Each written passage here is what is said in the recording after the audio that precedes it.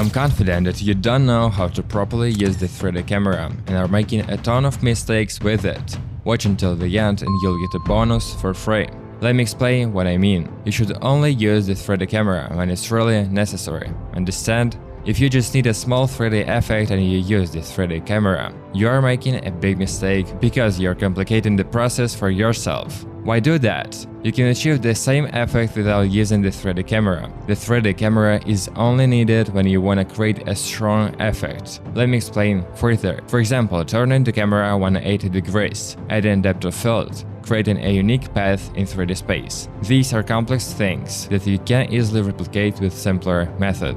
Oh, and I forgot to explain the easy method. I'm not sure if anyone else does it the way I do, and I'm not claiming that I'm the only one using this method. I don't want to come off as full of myself. I'll just say this. I came up with this method, and until now, I was the only one who knew about it. Anyway, if you want to make your work easier, check out my video on what to do and how to do it after you finish watching this one. So, the 3D camera. First, it's a layer, and it's pink. Second, or rather third, there are so many different settings here. I don't know much about filming or cameras, but I'll share the basics of the 3D camera with you.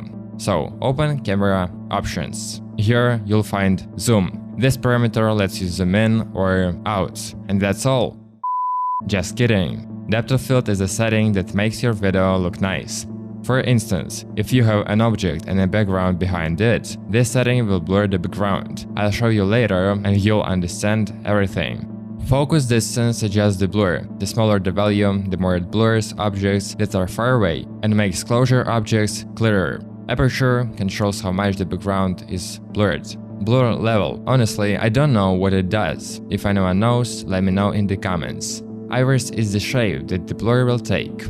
Don't pay attention for transform now. You can adjust everything separately in the workspace. Look, on the right side there's active camera. If you click on it, there are many options for viewing from different angles, but choose custom view 1. Now hold down Alt, left click and drag the mouse left, right, up and down. You don't need to select anything else. If you hold Alt and press the mouse wheel, you can move in 3D space.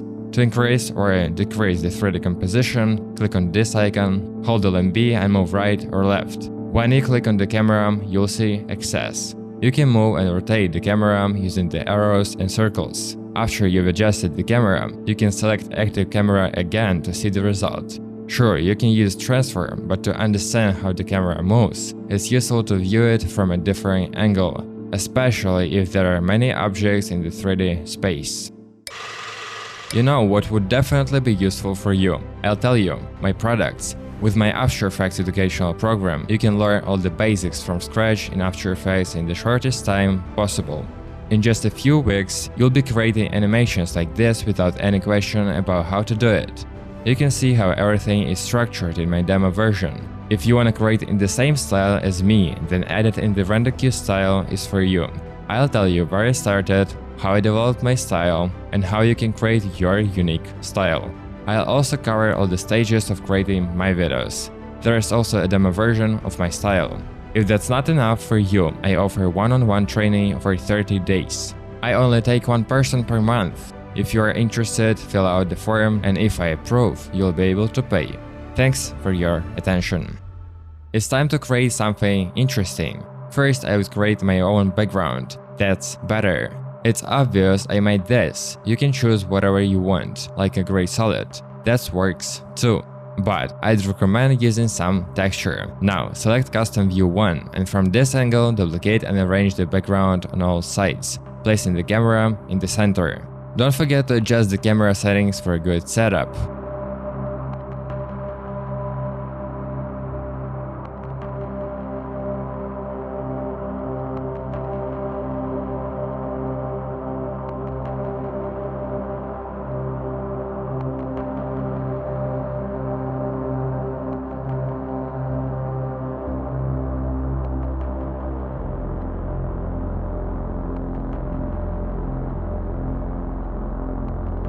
Add for text.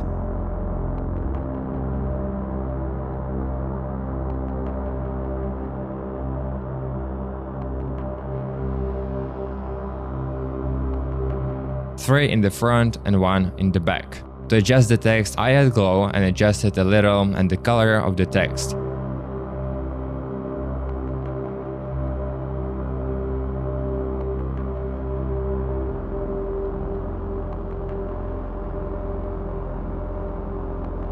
Make them 3D objects by clicking on these little boxes and place them around the space at different distances and angles.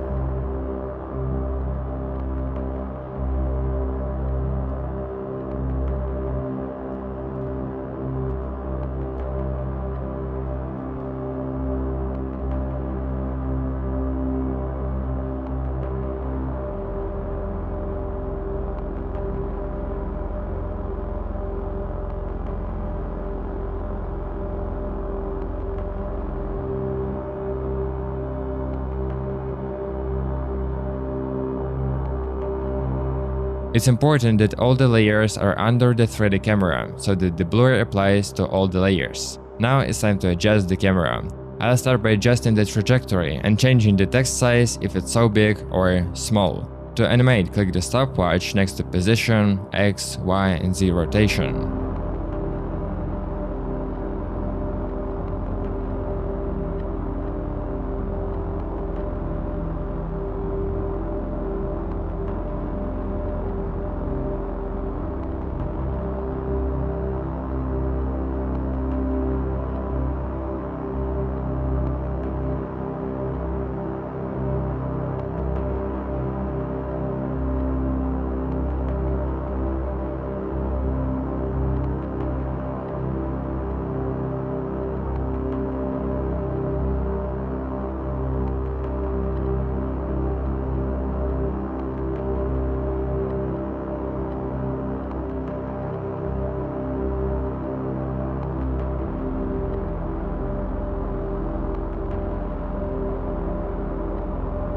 After adding all the keyframes, it's time to animate. I keep it simple. I select one keyframe from each parameter, go to the graph editor, click this icon, and create a graph like this on each segment of the animation.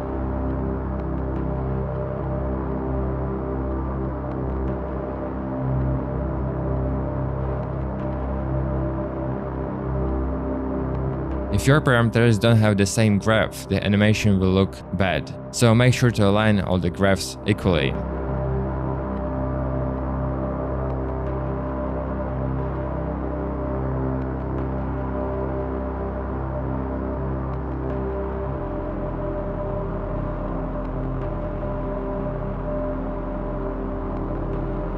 Once you are done with the animation, you can adjust the depth of field. First, turn it on and set aperture to 200 and adjust focus distance so that the text is sharp. Add a keyframe next to focus distance to animate it.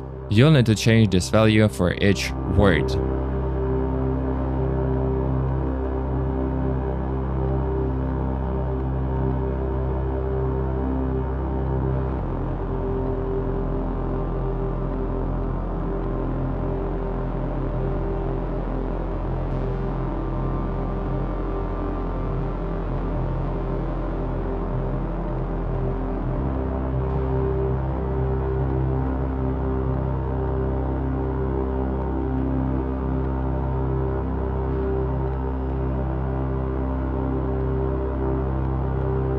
Once that's done, which isn't as hard as setting the camera position, create the same graphs as before.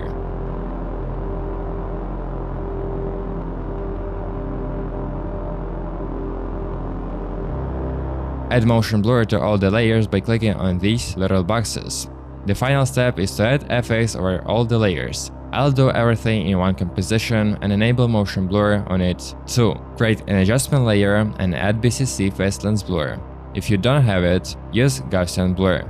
Make the first frame blurry and by the end of the first animation, set the parameter to 0. Repeat the curve adjustment in the graph editor.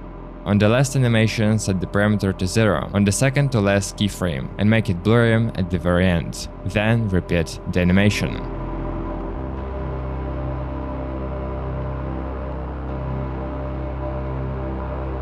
Lastly, add color grading. You can see how I do color grading in the video linked above.